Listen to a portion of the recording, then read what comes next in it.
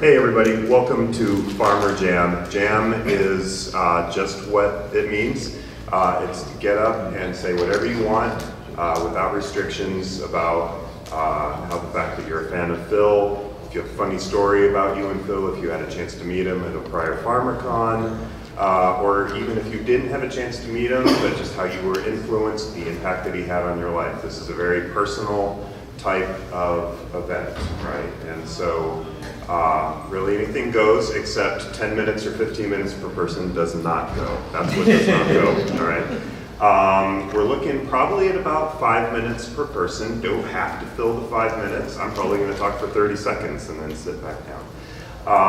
But we'll kind of give a little, at the 4 minute mark when someone's still talking, we'll kind of give a little, give one more minute. So with that said, I think that Mike has, actually I have the list here. We don't have to go in order either. I think we have a couple of people who had asked to go first, so we'll let those gentlemen go first. Real quickly though, before we do that, I was asked by the PulpFest organizers to administer the door prize for this. So the door prize, we have some donations. We have some Airship 27 Gun Glory. He rode a gunfighter's trail by R.A. Jones. And then the other one, we have a Secret Agent X, who is a pulp hero, a Secret Agent X book, also from Airship 27. And one of the stories in here is actually by, where'd you go? By Frank Schildener, sitting there in the back, Dead Do Dance. That would be interesting to see. So I think the contest that we'll do is who met Phil the earliest, right? So, who personally met Phil the earliest? You raise your hands who you met Phil, and then whoever, well, I met Phil in 1972. Well, you're the winner, right? Okay, so who met Phil, first of all, in person, right? All right, these gentlemen back here, when did you guys meet Phil? September 1970. Okay. Same. Yeah. All right. Art? Mine was like 2006. Anybody else? Did anyone meet September 1970? Anyway, going once? Good. Tell us where. The Detroit Triple Fanfare, where Phil first came out with his speech about the genealogy of Tarzan. Okay. And unveiled the coat of arms. Fantastic. Where was that? Detroit. Okay. All right. It was the Detroit speech. Right. All right. All right. Fabulous. You guys win. Yeah. And I understand that you gentlemen, that you guys wanted to speak first. So with that said, we'll turn it over. You can duke it out for the gunfighter book or the secret agent's book, and we'll go with that. So if you want to come up, I would say just please start sort of with a template. Introduce yourself, who you are, if you knew Phil, when, and then whatever great story you want to tell about you and Phil. So come on up, guys.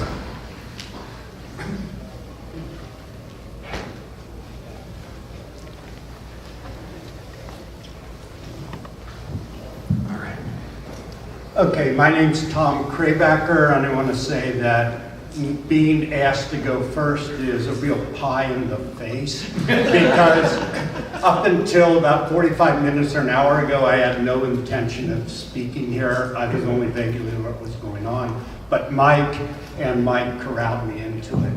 And I think here's the reason why.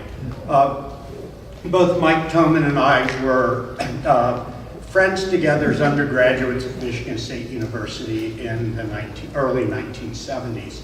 And we're in the science fiction fandom, and in Midwest fandom at the time, there were a number of small conventions that would take place in Ohio or Illinois or wherever. And they were the kind of things you could go to in a day or a half day driving.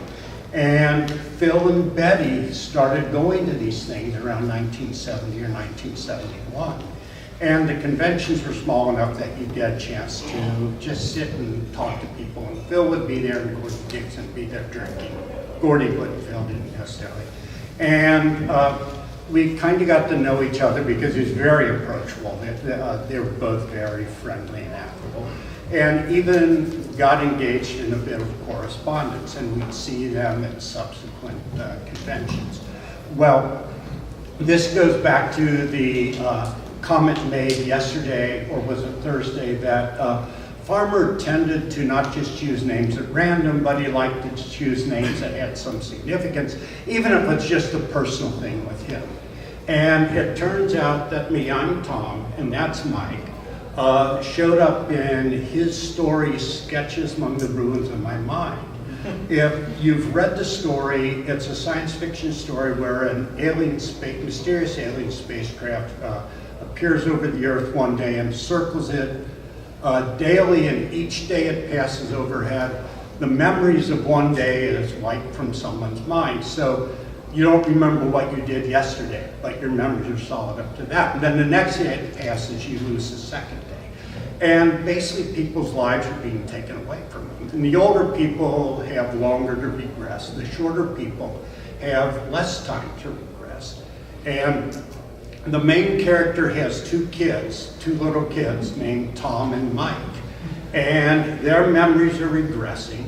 And at a key point in the story, Tom and Mike have degenerated into blithering idiots. Now I've wondered, and Mike's wondered, and we've never asked Phil, whether he chose our names for the blithering idiots because it was such an ironic contrast to the sophisticated intellects we were, or whether it was typecasting.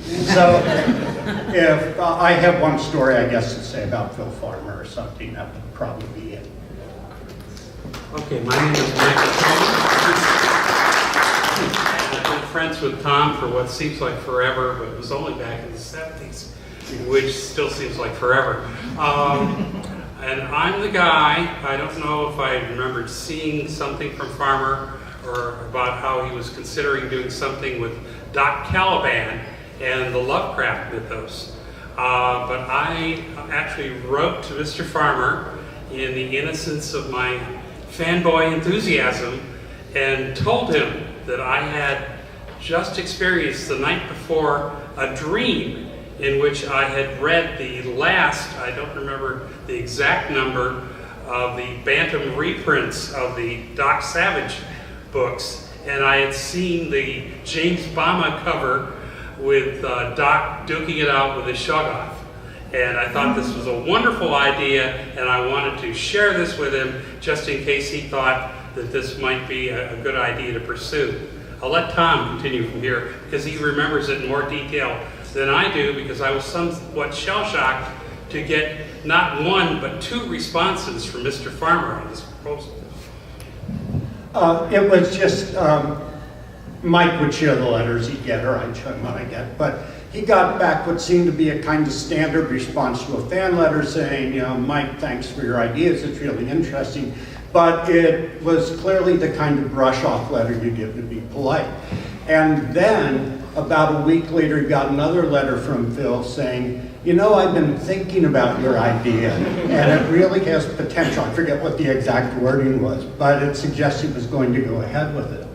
And then when The Unspeakable Other, or I forget what the new title of it is, came out, it was kind of surprising to see that. Yes, so I also, in the innocence of my fanboy enthusiasm and sincerity, would write letters to Mr. Farmer. And at that point, I had graduated maturity enough to realize that any letter you send to any working writer should always conclude with the boilerplate paragraph, well, I would be delighted to hear from you. I know that free time is in short supply, especially lately, and especially for working writers. So no reply, immediate or otherwise, is necessary or expected. So I would send things to Mr. Farmer occasionally. I sent him a Tom Mix DVD as if he needed more DVDs in his life.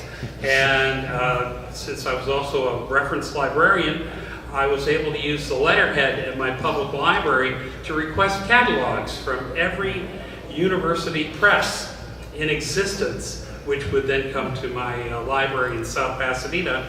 And whenever I saw something that I thought, Philip José Farmer might want to know about this, I would send it to him, which is why he got updates on the latest information about the Sufi religion and any number of other things that, having read Farmer's works, I knew that he had at least mentioned once. So I would send these to him, never expecting a reply, because I also subscribe to the same notion that John Updike had in his essay that he wrote about Ted Williams for the New Yorker, in which he talked, it was called Hub Fans Bid Kid Adieu, and it included the immortal line, "Gods don't answer letters." Thank you.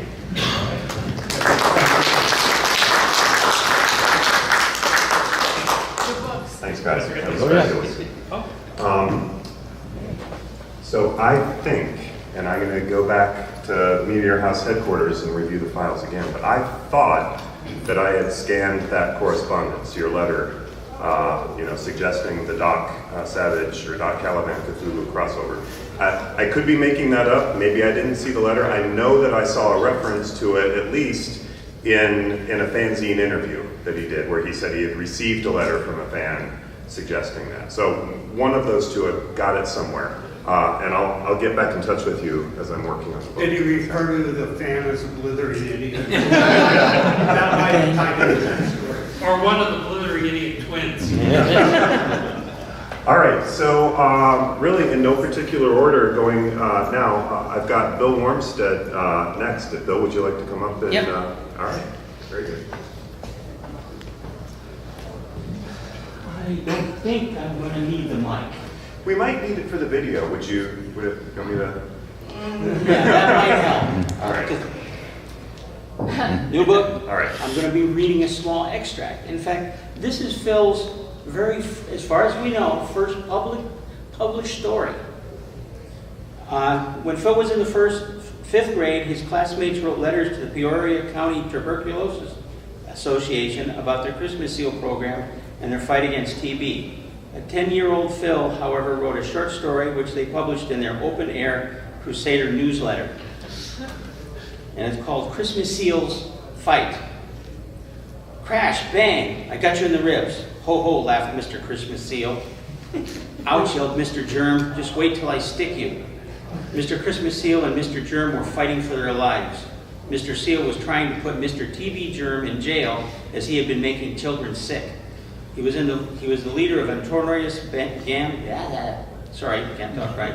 He was the leader of a notorious gang of germs who were responsible for so much unhappiness among the children. Mr. TB greatly resented Mr. Seal's interference, and so they had come to blows. Just as Mr. Seal was about to win the battle, a number of Mr. TB gang appeared, and they all jumped on Mr. Seal.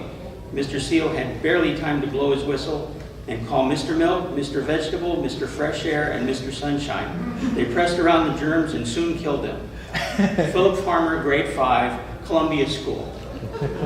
I don't know about you, but as a 10-year-old, I couldn't write that. That's far better than anything I could have done. As far as Farmer goes, I was originally a Burroughs fan. I got hooked with the Burroughs boom back in 1963. And I think it was somewhere around 1970, I was browsing the paperback racks and I saw a book and it had, oh, Tarzan's on the cover. Wait a minute, who's Philip José Farmer? It was the cover for Lord of the Trees, and it was an ace double with Lord of the Trees and the Mad Goblin. I read it, and immediately I started hunting down other Farmer books.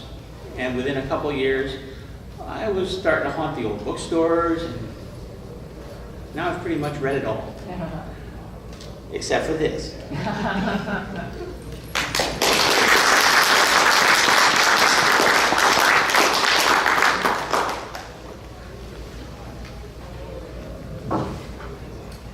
John Small. Sir John Small.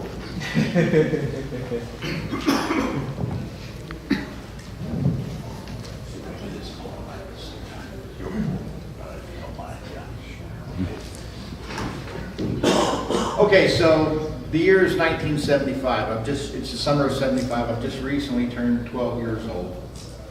I've read my dad's entire collection of Edgar Rice Burroughs stuff, having started with The Land That Time Forgot when I was in the 3rd grade, and was looking for new things. I found Doc Savage. I'd read the first 3 Bantam reprints, and I'm at the old Bell Scott department store in Kankakee with my mother on a shopping trip one day, and they've got a pretty nice book section for a store like that in those days. And I run across a Doc Savage book I hadn't seen before that had an entirely different byline on it. Who's Philip Jose Farmer? I don't care, it's Doc Savage, I'm gonna get it. And I'm reading the book, and it's, you know, I'm learning it's a biography. And the conclusion of the first chapter, the final paragraphs, is Phil describing some of the Doc Savage adventures. And I'm reading those final paragraphs and I'm thinking, I not only want to read these Doc Savage books that I haven't got my hands on yet, I want to read more Phil Farmer stuff, because anybody who can describe somebody else's work that well has got to be a hell of a writer himself. And come to find out, my dad had Tarzan alive, hadn't told me. So it's like, thanks, Dad. Read that. Dad got a copy of Adventure of the Peerless Pure, the old Dell edition that came and went before most people knew it. Time's Last Gift. My uncle gave me a copy of the first two River World novels. Years later, I'm in the Air Force.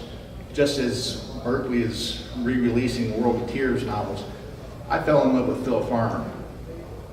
If I could have told the 12-year-old me in 1975 that one day I would get to meet Phil Farmer, not once but twice at his home, that I would get invited to contribute to a new edition of the book that made me discover him in the first place, I'd have laughed. I'd have said, you're crazy. It all happened. I owe Phil Farmer so much. And I'm just going to read the last two paragraphs because it set me on a quest to not only find more Phil Farmer stuff, but to finally get my hands on that last Doc Savage novel. 30 years I had to wait. Deep in the earth beneath Maine are strange beings, looking exactly like Homo sapiens, but they have frightening psychic powers. Either they are extraterrestrials or they are the demons of hell itself. The first encounter between Doc and the devils is a draw, but other conflicts are inevitable, with the odds heavily in favor of the devils. Doc has met and defeated the greatest of human hosts of evil. Now he is faced with the origin of evil itself, and there the tales end. To a 12-year-old, you have no idea how frustrating that was. But it set me on a journey that I'm still on. Like I said, I've gotten to contribute to farmer-related works, and I've gotten to write a few of my own. Like I said in my contribution to the reprint of his Apocalyptic Life, it's been a heck of a ride, and it's not over yet. Thank you, Phil.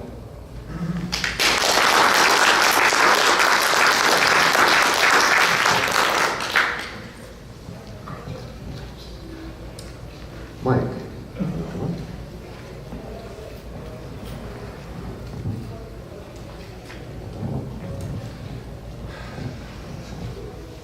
Okay, so, you know, there's that old saying, you should never meet your heroes. But for me, that couldn't be further from the truth. I got to meet Phil, and he was just the most kindest, generous person you could imagine. As Mike and Tom were talking about, you know, just very approachable.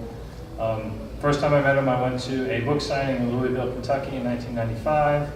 I had 2 boxes of books. I had one up in my hotel room, but I had 1 box of hardcovers with me, and they said you can only get 2 books signed at a time, so I'm standing in line with 2 books. What was the whole box? And then I went through the line again, I went through the line again, until finally the guy working at the hotel said, you know what, you can just leave that box with me. So each time I would grab 2 more, and then finally I was the only one left.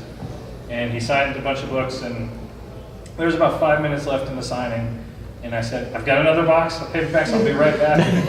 Ran upstairs, swapped them out, came back down, he was long gone. So, but I don't blame him, I don't blame him in the least. The next time I met him, I went to Peoria. There was this thing called the Mid-America Book and Paper Fair that was like not even a mile from his house, and he would do a book signing. So I came up for that, and I said, hey, I have this thing called a web page on this thing called an internet, and I'd like to interview you for it. And he let me and another guy, Craig Kimber, come to the house, and we interviewed him, and we brought boxes of books and we got them signed, and we bought more books to the Mid-American Paper Fair and got them signed. And that sort of started our relationship. But the year after, I said, hey, I'm coming up for the Mid-America Book and Paper Fair again. And Betty said, well, do you have a hotel? Do you just want to stay at the house? And literally, I met them once, really for an hour and a half at their home. A year later, and there was some correspondence in between, but a year later, she's like inviting me to stay at their house.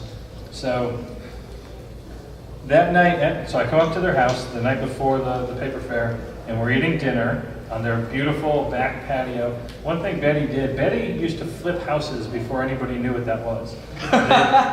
They'd buy a house, and she would usually, the first thing she'd do, she'd put a big screened-in back porch on it. She'd fix things up, and then they'd sell it for a profit and move up to the next one. And so this house was pretty close to the pinnacle of the nicest house they'd been in, and they ended up selling it because they didn't like the neighborhood and actually went down in house. But we're at this house, this huge screened-in back porch with this huge round table. They invited friends over. We're eating dinner, and this guy named Lynn Carl, who Phil Tuckerized in Nothing Burns in Hell, there's a police sheriff named Carl Lynn, and that's this guy. He asked me, what was the first Farmer you ever read? And Phil's sitting, around the corner a little bit, over here on my left, and I look over at Lynn and I say, well, when I was 12 years old, I had to write a book report, so I'm looking through my mom's paperbacks, and I'm looking at all the covers, trying to decide what I want to do. And I pull out A Feast Unknown, and I hear this noise, this clatter. Because Phil had literally dropped his fork. Just from his so stunned, the fork fell and landed on the plate and made all this noise. And I looked over, he's just got this shocked look on his face, and I said, don't worry, I read like 10, 12 pages, and I put it back. And because we moved a lot, I basically wrote a book report on The Hobbit for like the 4th year in a row. But he was just, the kindest, sweetest man. Let me go through his files, let me and Wynn and Paul and Chris do Farmer File. We got to go up there over and over again and go through the files and keep finding new stuff. Did Farmer File, did Pearls from Peoria. And he and Betty, we're just always the sweetest people, just grateful to know the fans out there still knew who they were and appreciated them.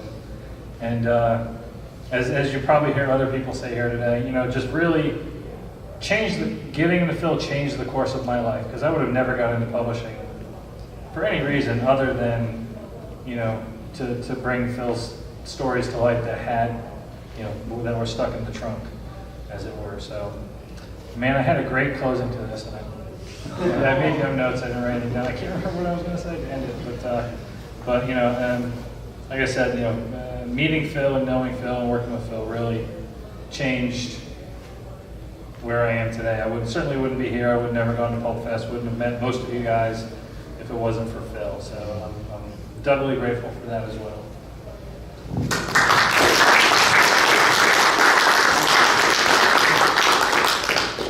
I was going to say you're next. Am I next? Maybe we're going to see. I can go next. Okay. All right.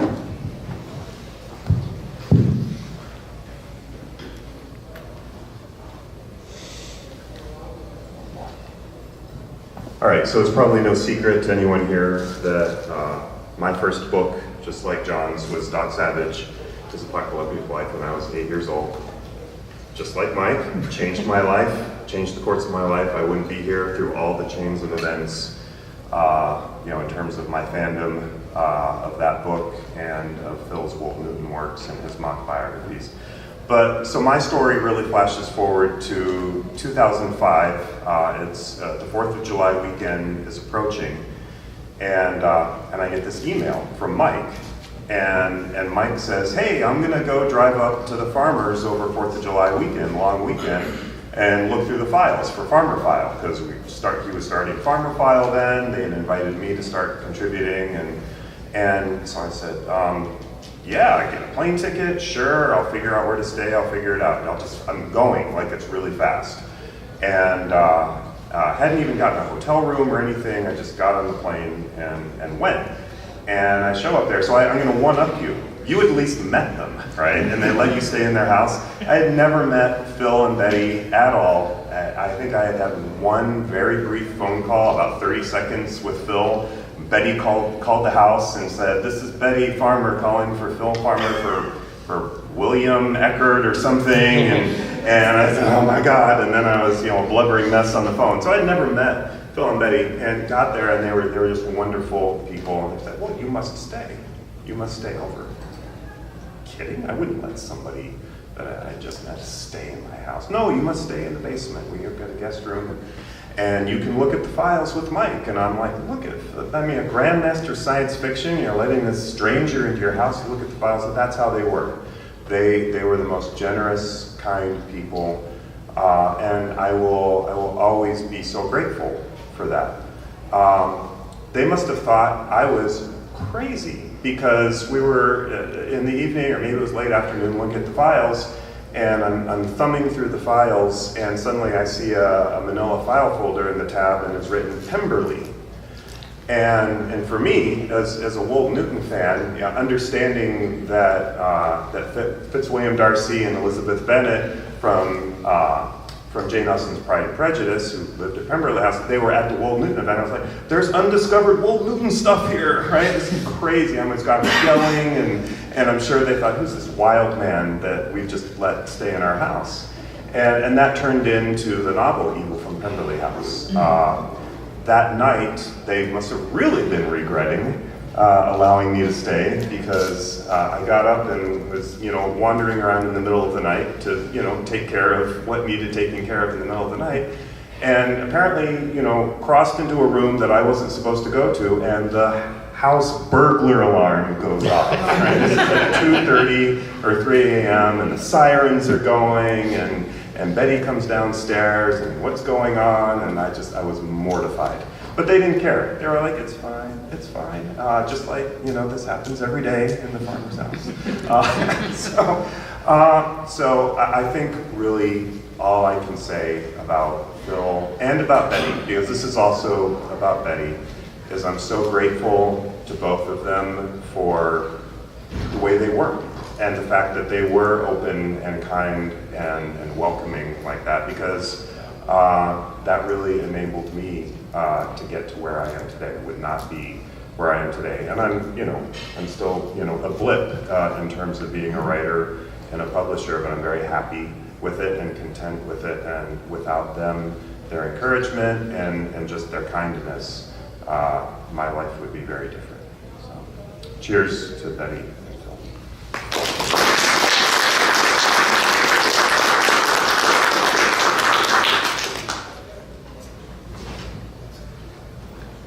Frank Schilbier.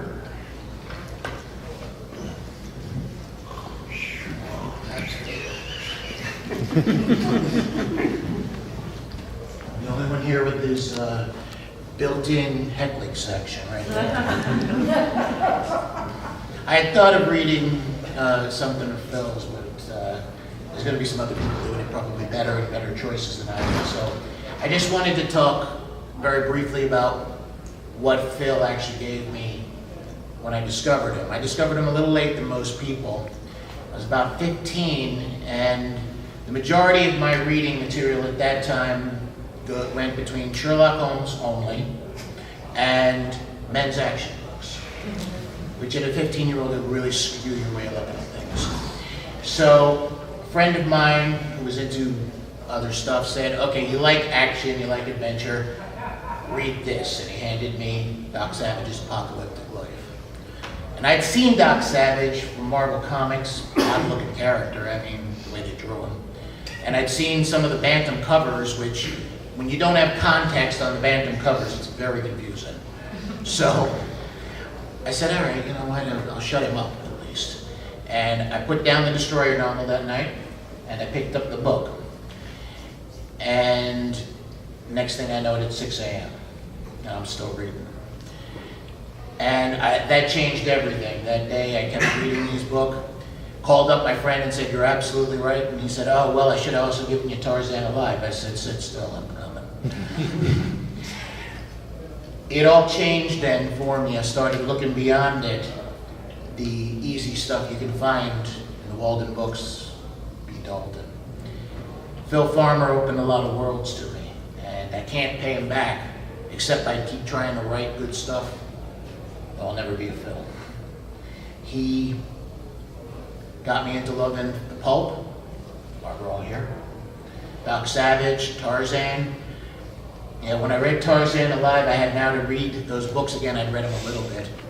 And then I found the Ballantine editions, with those amazing covers, black ones, and I ended up having to find them.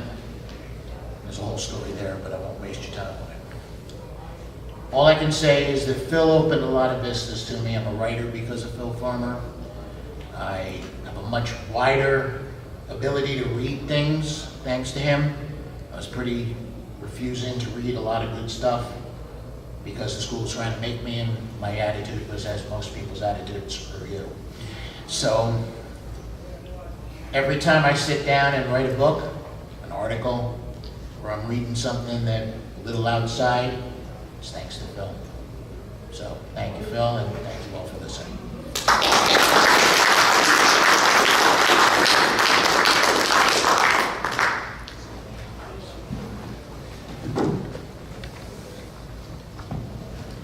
Jess Terrell, Jess in the room.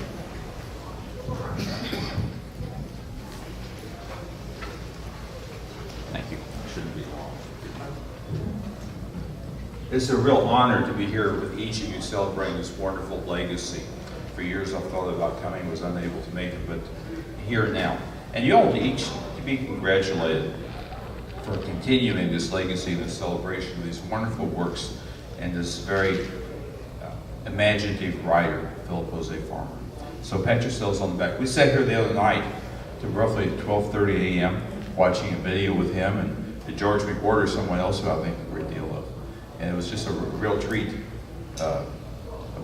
At the end, I was fired up. Everyone else I think was a little tired, but I was certainly excited.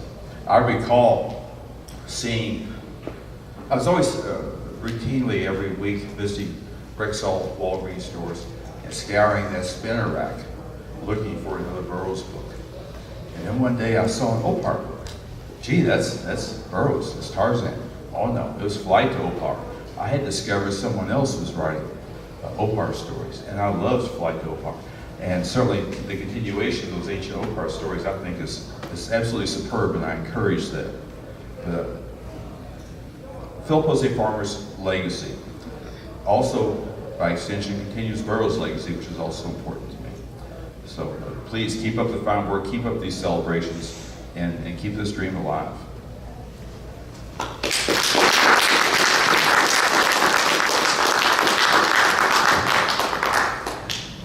Wayne, was there anybody else who wanted to go early? Is there anyone who needs to go quickly or sooner than anyone else?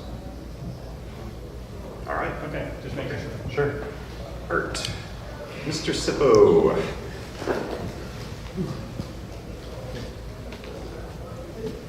Thank you, Lynn. I'm Art Sippo. I first discovered Philip Jose Farmer on bookshelves in the 1960s. We had written these very strange books that had very frightening themes to them, World in Tears and all that. It was a little bit too much for me at that point. But then I went to the old Bookmaster's bookstore on Times Square and I discovered A Feast Unknown. Okay? Now, of all the first books to get of Phil Farmer, that's probably one of the most unusual ones. I got this, and the cover had both Doc Savage and Tarzan on it, realizing that they were the pastiche characters. And I really, I was a big Doc Savage fan. I just started reading Tarzan. I just couldn't pass it up. So I went ahead and read the book. It was very strange and very frightening. I was 16 at the time, so this was a very interesting, formative time in my life. But I realized as I was reading that there was a lot more going on here than just a lot of strange things, some pornographic material and other things. And I got very interested in Mr. Farmer, and little by little, I started to read some of his other works. Along the way, Tarzan Alive came out. Of course, The Man Goblin came out, and Lord of the Trees.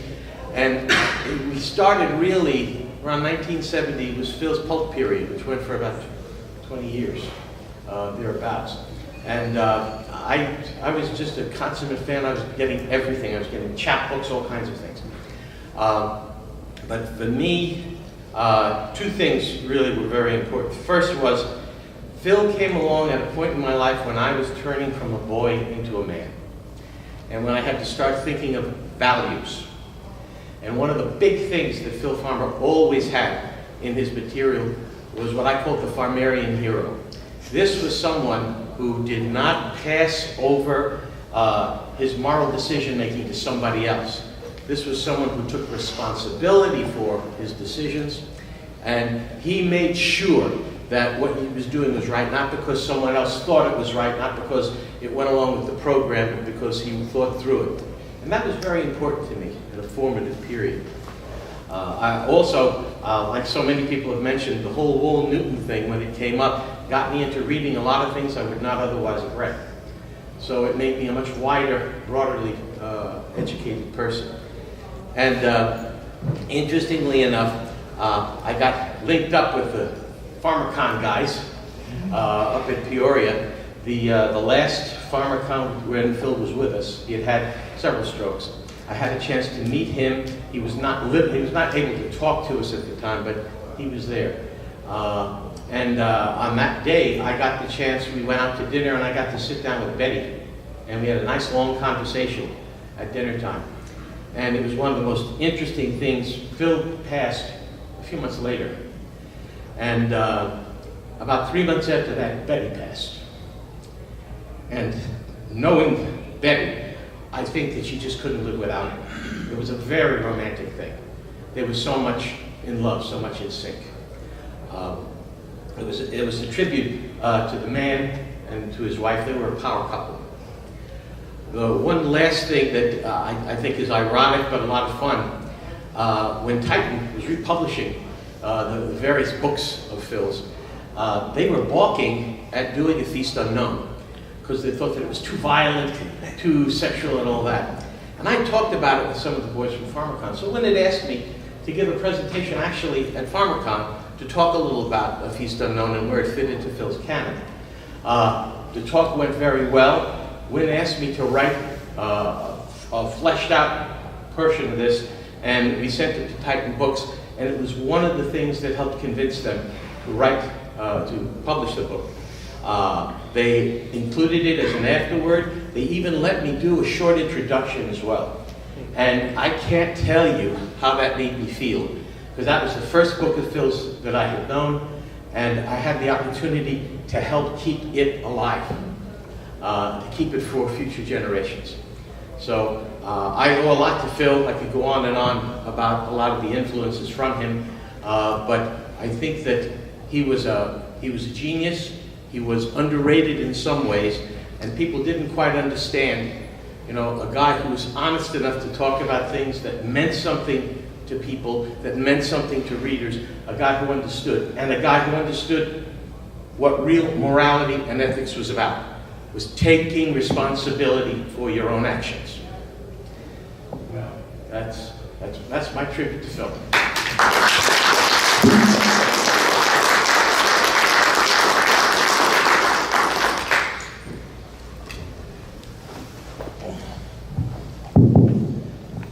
I think I have something in my eye. A very brief coda to your comments about A Feast Unknown. So Titan, 2011-2012 time frame, did a deal with the Farmer Estate for to reprint, bring back several Farmer books back into print, which were well deserved. And you were right in a sense that the managing editor who was assigned the Farmer books, the book was already sold. So they had already bought A Feast Unknown. They had already paid for the rights. When it got to the managing editor, I think she started reading it. I think she was a little horrified. But your essay, I think, helped explain, you know, that it wasn't, that she was not interpreting it correctly. So, thank you for that. One other thing, that essay, they just republished that essay in the Bronze Gazette. Bronze Gazette. This time. Yeah, very good. All right, Will Emmons. All right. Tough act to follow, but does this sound okay? I'm really bad with like technology and stuff. Sounds good. You know, Art's essay on Phil, if people haven't read it, is just really good. Jason Aiken, Sean Levin, and I put out this fanzine this year, and when I was originally going to write, I was going to write like some essay that nobody wanted to read about like Philip José Farmer and Marxism, and like it's interesting, like my friend Art is sort of a arch-Catholic, I'm sort of an arch-communist, and we like reach the same conclusions about like the morality of Phil. So I think there's something to that. Ralph Waldo Emerson had one of the lines in one of his essays that like I had to read in high school that was about how like when you're reading a book, it's like you're like having a conversation with a person, and I don't know if I ever really felt that way until I started to read Phil's books. Like he's like an author that gets inside your head. I never got to meet him. I graduated from college the same year he died and hadn't even heard of him at that time. I read these books, I'm like, wow, like, how many levels is this guy on? He's like, I'm from Kentucky, which for all intents and purposes is like the Midwest, and like, I had like a pretty similar religious upbringing to Phil, and I'm like, oh yeah, like, he like understands the weird quirks that this can cause in you, and this is really, there's something really going on here. I was having a quarter life crisis. I'm gonna go to this convention for this author that I've read one book by. It's A Feast Unknown. I read other books by him before I went to the convention, but so I feel like I have this relationship with Phil, even though he's not someone that I can like ever meet until we all get to Riverworld. You read these things, and so I've started to have relationships with, the whole FarmerCon family here, and getting into this fanzine, end up reading a lot of stuff by Win Scott Eckert, by Chris Carey, other people in this room, not just like these great fictional works that Meteor House puts out, but also a lot of criticism. And in the spirit of Phil, I would like to plug a conspiracy theory at this time involving people in this room. So Wynn told a really excellent story about his night staying at Phil and Betty's house, and he gets up and he sets off the burglar alarm. I would like to propose that the magic filing cabinet is either a myth or a euphemism, and the device that we call the magic filing cabinet is featured in a novel that is recently re-released by Meteor House Press, Tarzan and the Dark Heart of Time. It's a device where you can see across space and time. And so I think that Phil has had that from some point in the 60s on, and all these guys, they thought that Phil was like, he's really clever, but they didn't understand that he was actually really, truly tapping into the truth until like they themselves were using this also. So I am like fairly convinced that in his basement, Michael Croteau has the Dark Heart of Time. It's also called the Book of Tiznak in The Stone God Awakens. And if anybody is like a Borges fan, it's the Aleph. So you can, buy this fanzine. But to figure out how all that works together. So I guess I would just like to announce that the Meteor House people are totally lying to you when they say they write fiction. They don't. It's all true. I'm just really glad that there are people who are seriously considering what 9 dangerous individuals might be doing to control the world, and I really wish them well in their struggle or war even against the 9. So that's my conspiracy theory. I think that Phil had the Dark Heart of Time. I think Wynn and Chris and all those guys have utilized the Dark Heart of Time. Heidi's probably used it too. Like Hawks from Earth is totally like that's a thing that happened. It's not fiction. Anyway, so I wanted to just share that conspiracy theory with everybody.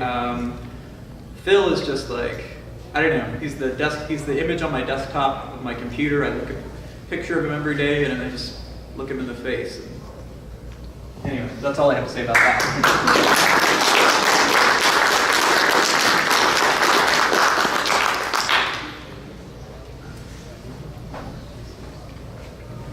I hope I survive long enough to get here next year. Thanks for that, Will. I mean, you're the one who chose to write a novel about the nine. Bad decision making. Keith Howell.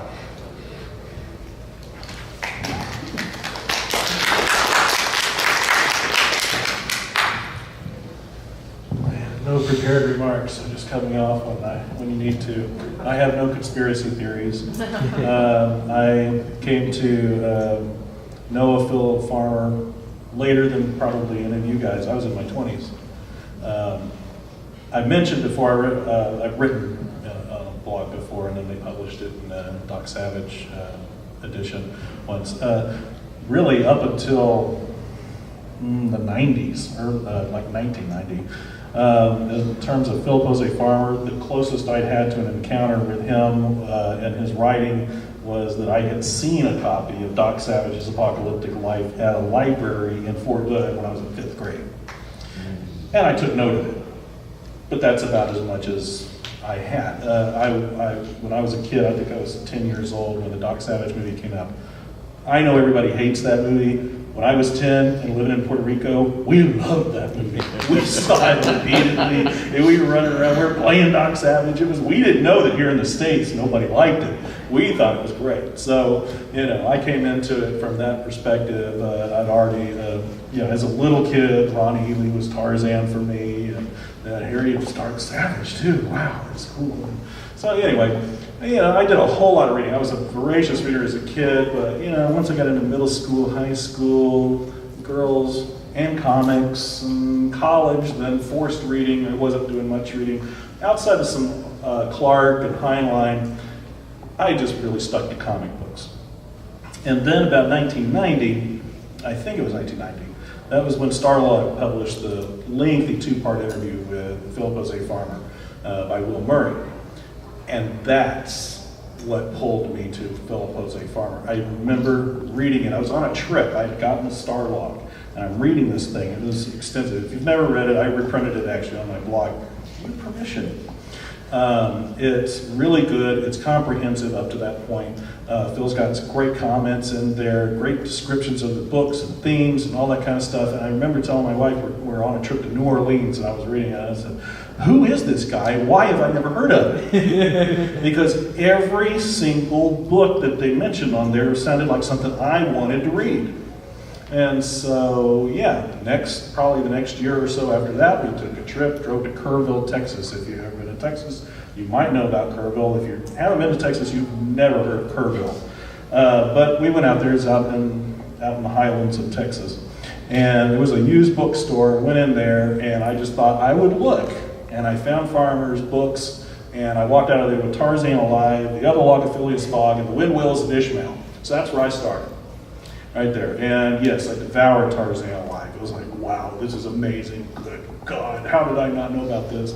Other Logophilius Fog blew my mind. It's like it just started from there and it just escalated. I just started every time I would go to a used bookstore, I would walk out with some new Philip José Farmer books. So I was just voraciously reading. I had no idea anybody else read this guy. It's just used books.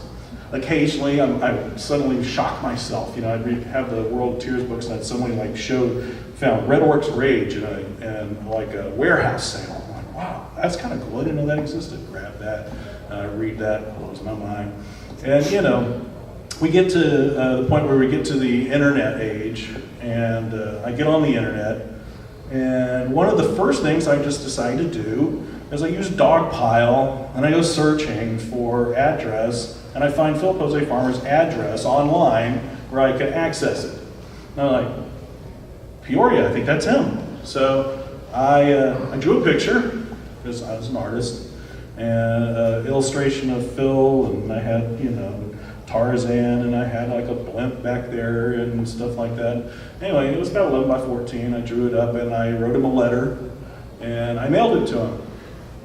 I never heard anything back. I didn't ask for anything. I did the same thing. I don't think they're in here. I said, you don't need to write me back. I don't expect that, blah, blah, blah. But I just wanted to let you know. And I told him about how much his books have impacted me and things like that.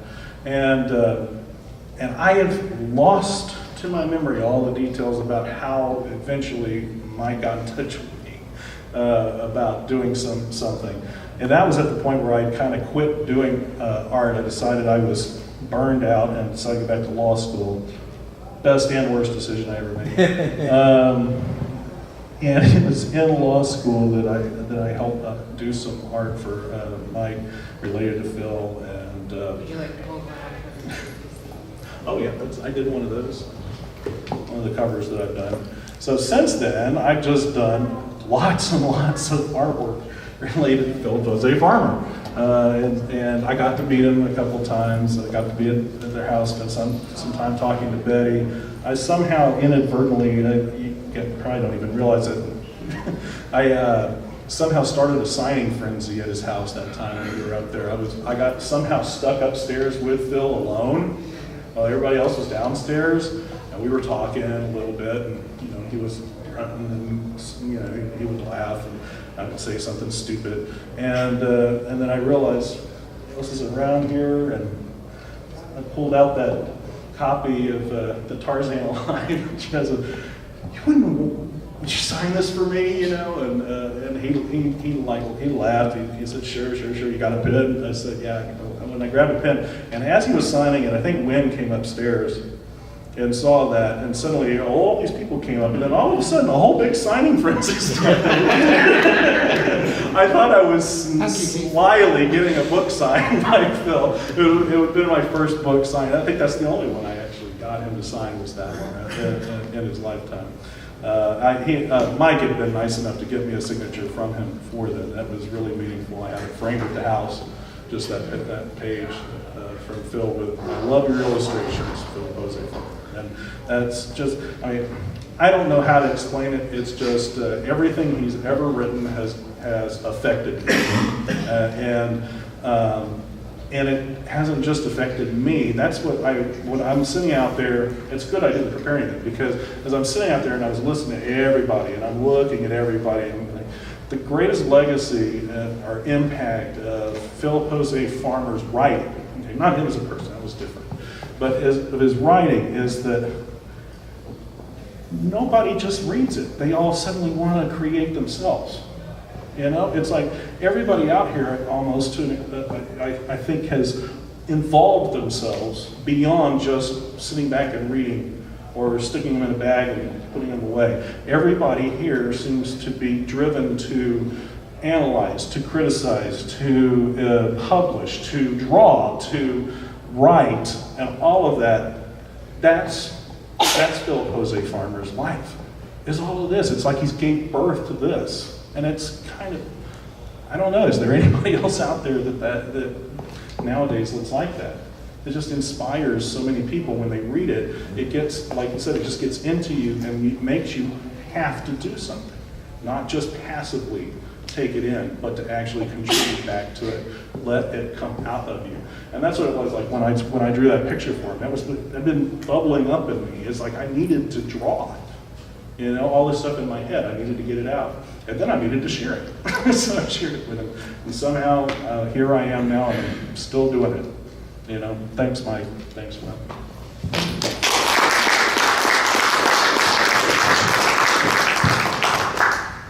I think I will speak for my partners in Meteor House, Keith, in saying that we would be utterly lost without you. So thank you for everything. Yes. Jason Aiken.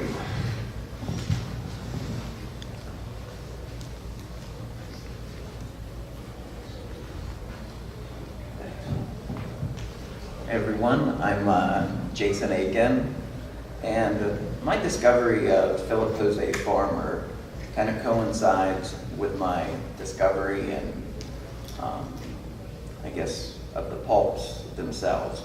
I started out as a pretty big comic book fan, and when you're researching the history of comic books, you're eventually gonna run into the pulps.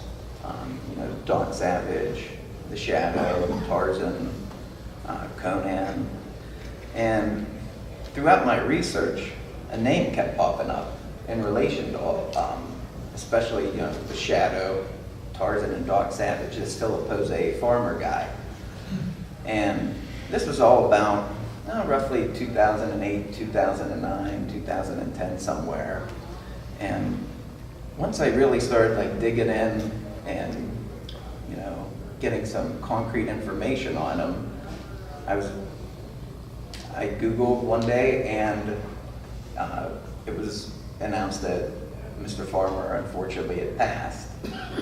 And so I never even got to write him a letter or anything, which I'm still a little sad about, but he definitely left behind a great body of work. So I had a friend, and he's still my friend, named Rick Croxton. In the early days, it was the early days of the Book Cave. Art wasn't even the co-host quite yet. And I said, Rick, you do all these podcasts, you should do a Philip José Farmer episode. And he says, the next episode is going to be a Philip José Farmer tribute. I said, okay, I'm in. And I listened to it. And it is a long episode, probably between 3 and 4 hours.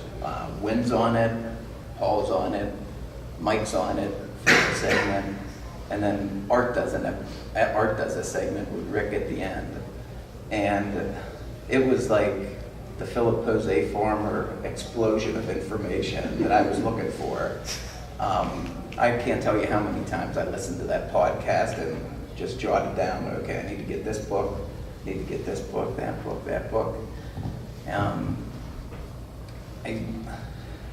A Feast Unknown was my first Philip José Farmer.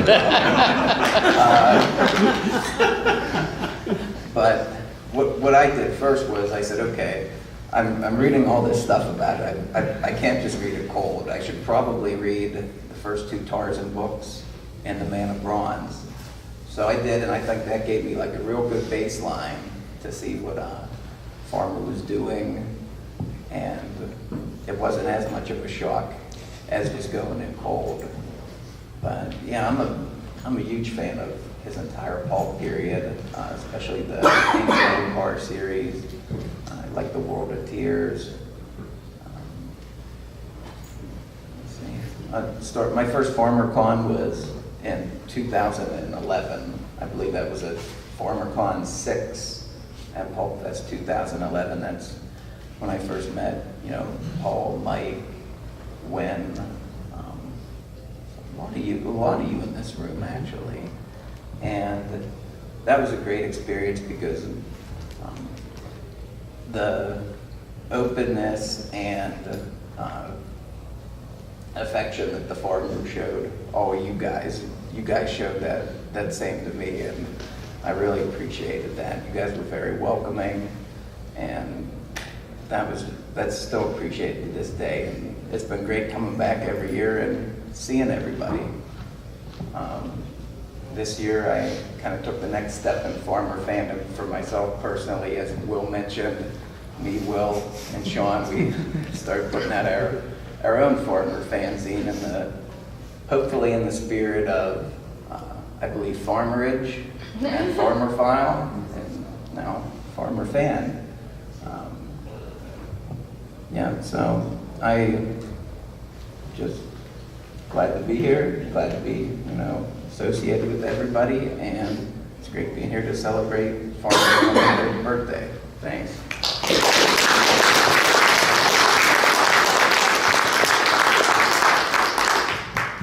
Thanks, Jason. I'll just say, Jason, Sean, Will, how relieved I am now that I'm in my 50s, that there's a next generation who knows what they're doing and takes it seriously, just as seriously as we do. So thank you. Great job, guys. Get the Farmer Fan, please, everybody.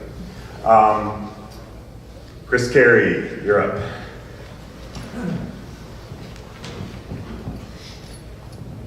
Okay.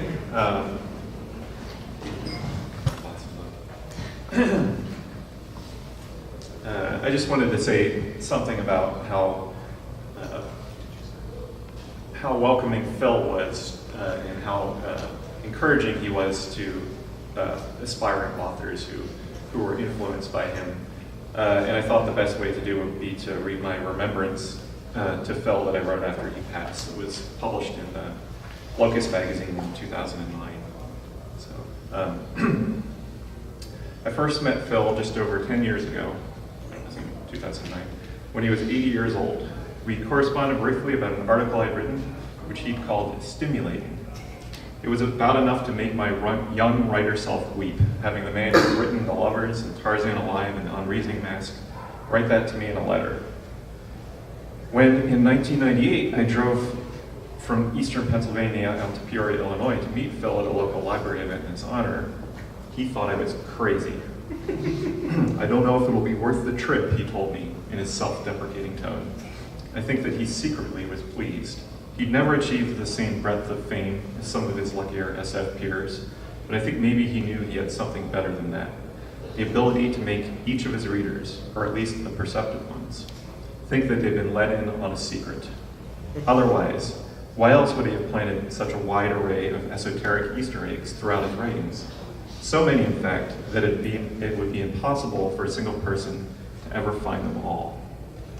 At dinner 2 or 3 years later, Phil, who often wrote about immortality, joked with some friends and me that he really had the physical build of a 23-year-old, but was hiding it behind a clever disguise. Then he grew deadpan serious and said that anyone who had the secret to immortality would have to be willing to kill to protect it. Phil often played his literary cards close. There are in-jokes people will be rooting out of his writings 200 years from now, and probably just as many serious themes woven nigh invisibly throughout the dark web that is the Farmerian monomyth. That is the sort of thing that will grant Phil a kind of immortality. And trickster that he was, I think that he knew that. Immortality is better than fame anyway. I only knew Phil in his later years, so I don't know how he might have treated bright-eyed aspiring writers when he was younger. But I do know how he treated myself and my good friend Win Eckert and his nephew Danny Adams, not to mention each of the post-Farmerian Wold Newton writers with whom he was acquainted, who ran gleefully through the playhouse of his fictional Wold Newton genealogy. And that was respectfully, as peers. And for that, I know we are all as much shell-shocked as we were and are overwhelmingly grateful. And among the younger generation of writers who grew up reading the bloom of farmer paperback originals and reprints in the 1970s and 80s, people like Chris Robertson and Reese Hughes and Michael Carroll and Paul Malman, Phil's legacy will go on. And that is another kind of immortality. In a way, Phil wasn't joshing. With his 2 strains of immortality elixir, he'll outlive us all.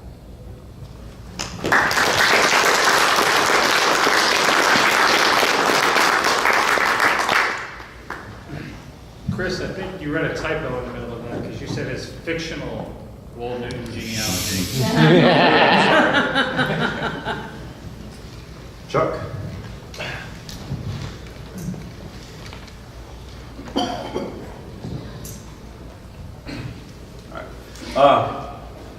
Like Wynn and John and so many others, we all found that magic book, Doc Savage's Apocalyptic Life, when we were small children. And it awakened this saying in us. And it took us a long time to find each other. But I was just sitting there thinking, you know, we've all talked about, everybody's talked about experience, and our experiences are so similar.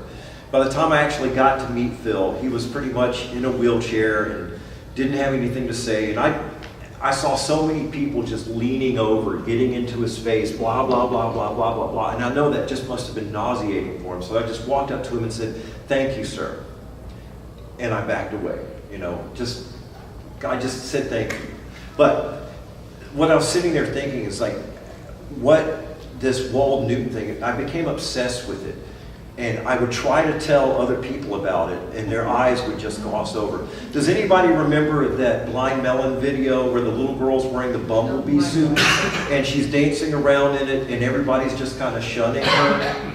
And when I finally found Wynn's website, and I saw other people writing Wold Newton articles, and he invited me into this little e-group that he had, and there was like originally like 12 or 13 of us. I felt like the little girl in the Bumblebee outfit when she sees a bunch of other goofballs in Bumblebee outfits dancing around. And, you know, I had found my people, and we became friends, and then the friends became brothers. And, you know, I love you all very much, and that's pretty much it. I love you guys, and y'all are family, and I appreciate it. And thank you, Phil, for the feast.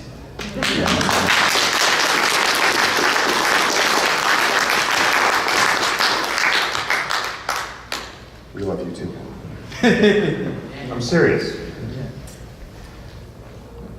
I mean that. Even Frank. Let's not get crazy. Heidi.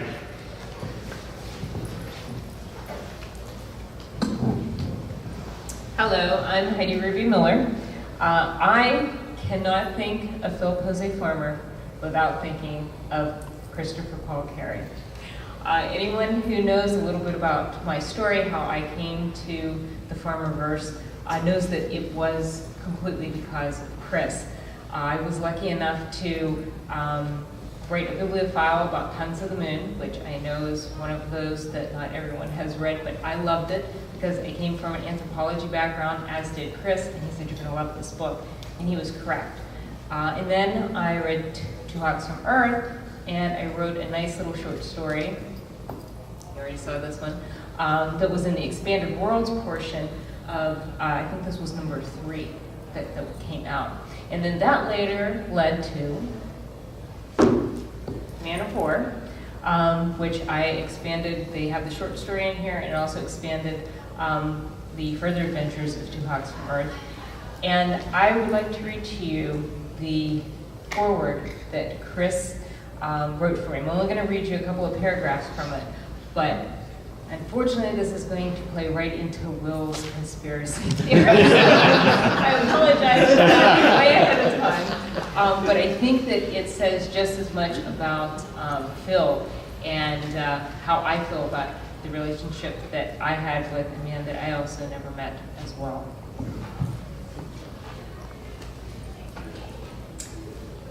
Philip Jose Farmer once speculated in one of his novels about the existence of what he called the human magnetic moment. That is, a quality or field which pulls events together. This field, he said, slightly distorts or warps the semi-fluid structure of occurrences, of space objects intertwined with the time flow. In other words, it is the quantum effect that explains what the ancient Greeks called the three mori, or fates, what Carl Jung called synchronicity, and what we of the modern age are apt to dismiss rather blandly as mundane coincidence. Looking back, I believe a human magnetic moment of sorts occurred when Heidi Ruby Miller and I ended up in the same writing critique group in graduate school a decade and some change ago. And it's been even more change now.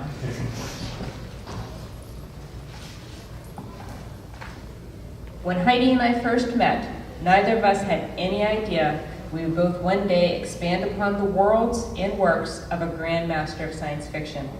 But then perhaps it's not so surprising.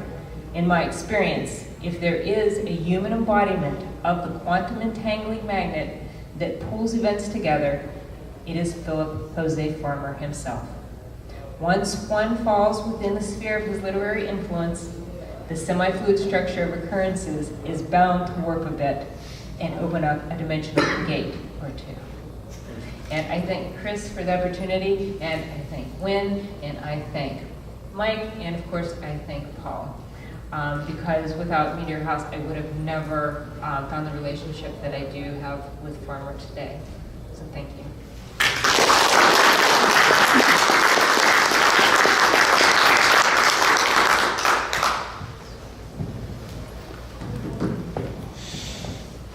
All right, well, it looks like we had Tom, and I apologize, I cannot read. Is there a Mr. Yates? Or, yes. Okay, sure. And then we have Paul Spiteri after that, and that should actually going to take us into our 10-minute mark. Wow.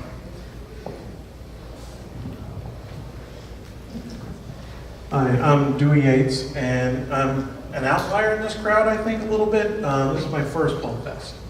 Welcome. I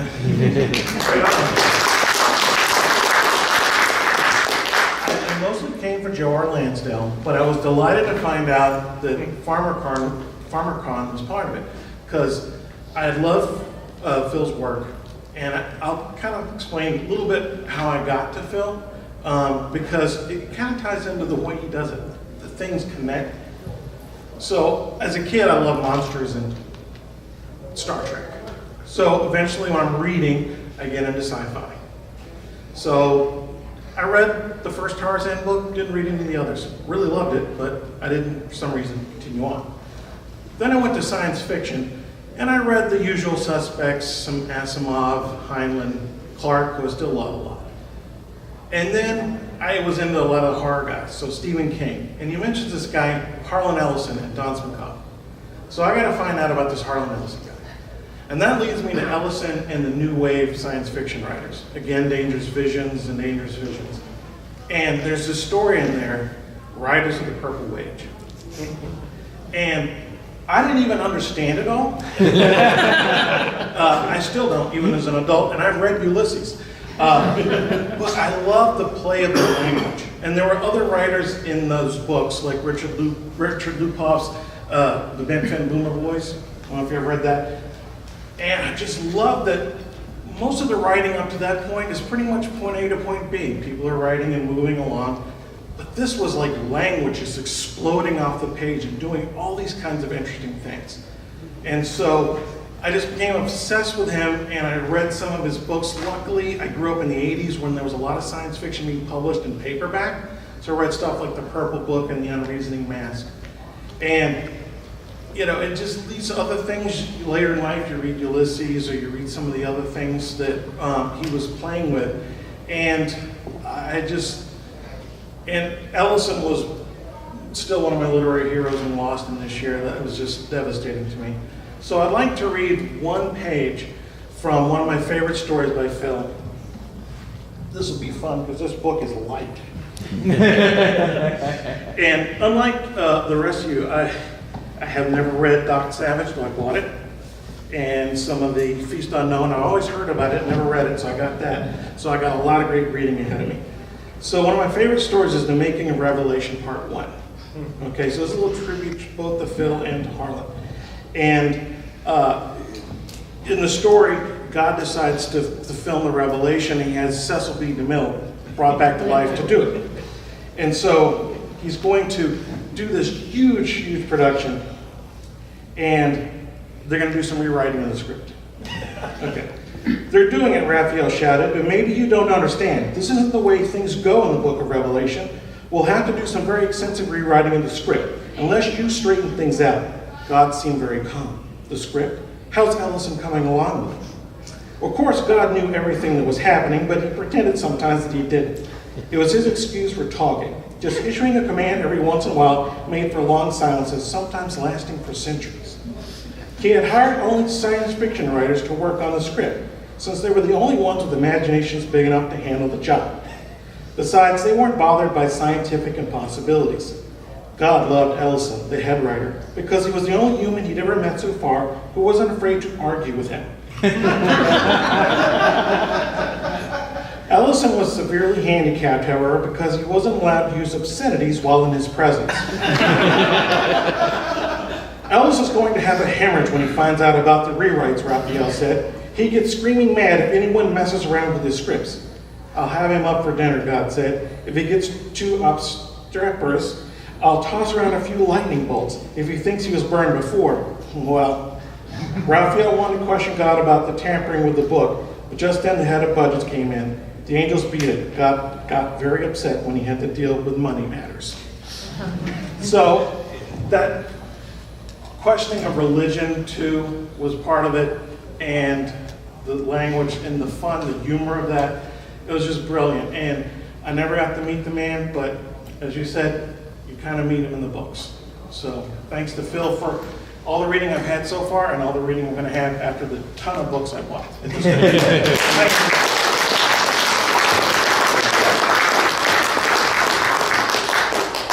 I can't think of anyone more fitting to wrap this with than Paul Spiteri.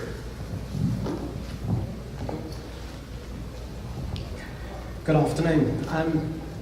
I'd like to talk about how I first came across Phil, how I started on that yellow brick road, and how it led me all the way to here and the adventures and friends I had and made along the way. So I guess my story starts when I was about 12 or maybe 11, can't remember exactly, and I loved lists, and I bought books that had lists, and one of them, and Irving had a series of books that just had lists, and one of them was 10 fictitious science fiction planets. And I'm reading about Dune and Ringworld, and I get down to the bottom of the list, and there's Riverworld. Actually, at the top. But Riverworld, and there's a brief description on this planet, encircled by this river. Everybody who's ever lived is reborn on the banks. What? I mean, just the thought just blew me away. So, put the book down, went down to my local bookstore, and there were 2 Phil Farmer books there. There was Dark as the Sun and Riverworld and Other Stories. I lucked out. Riverworld, that's what I want. So I bought both books, didn't realise that Riverworld was a short story, not the whole series, but soon found out what that was about. Read that book, loved it, I was hooked. Dark as the Sun, for many reasons, is one of my favourite Phil Farmer books because how early I read it. Absolutely brilliant. Had to find more.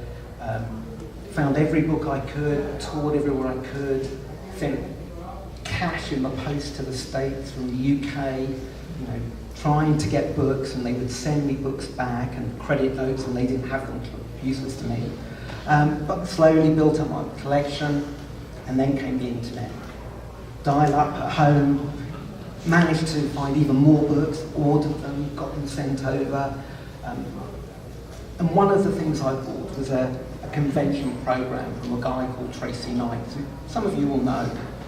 And it was full of stuff. And we started a bit of an email conversation, and I said, you know, of all the great stuff that was in that convention program, it was the Phil Farmer that I was interested in. And he wrote back and said, oh, I was with Phil yesterday, we were doing a signing together, which turned out to be the round robin Farmer book, Naked Goes the Farmer. So that blew me away, and you know, friendship developed. A couple of years later, I was in the States, and I was meeting up with Tracy, and you know, I rocked up, you know, with my family, and we were talking, and Tracy said, you know what, Phil rang me a couple of weeks ago, invited me over for dinner tomorrow night, and I said you were over from the UK, and he said, get them to come along, you know, so what? So it actually turned out it was Phil and Betty's 60th wedding anniversary that I was being invited to. Tracy didn't tell me that off the bat, but so we had an adventure finding a present for them on the day, and you know, we park up outside Phil's house, and it's a normal house. It's not even anything, you know. He doesn't live in a mansion, and he doesn't live in an alternate universe or anything. And I'm walking up the drive, and I'm, you know, wow, I'm here. And I get to the door, and people go in, and Phil's at the door, and he takes my hand and says, hi. And I said, oh, I'm Paul Spiteri. And he goes, Spiteri, where does that name come from? And I'm not even over his threshold, and there's a 10-minute conversation about my hereditary, my you know, the language of the art, you know, and he's telling me stuff. You know, he's telling me about all sorts of things. And so that was the start of just a fantastic friendship with him and Betty. Over the next few years, I visited with them at least once a year, sometimes twice. We talk on the phone all the time. And honestly, you know, knowing Phil and Betty was one of the most rewarding friendships of my life. And, you know, it's just not the same without them. But, you know, and that led me, before I start to get emotional, that led me into, you know, things like working on Pearls from Peoria, Farmer File, Meteor House, and you know, the friends I made, Chris, Wynne, Mike, particularly in those early days. And as we moved on, so many more people. And a lot of people talk about the Wald Newton family, but for me, it's the Farmer family. And you know, you're my family, and some of you are new, Will, Janine, Kevin, Emily as well. You know, meeting some of you for the first time this year and some last year. And I just want to thank you all, because it's, to me, that is what it is. And you know, I mentioned Tracy earlier. He ended up being, him and his wife Sharon, godparents to my youngest daughter. You know, so we've kind of cemented that. And like all good families, I hope this one grows and I hope it gets deeper. So thank you, and thank you, Phil and Betty.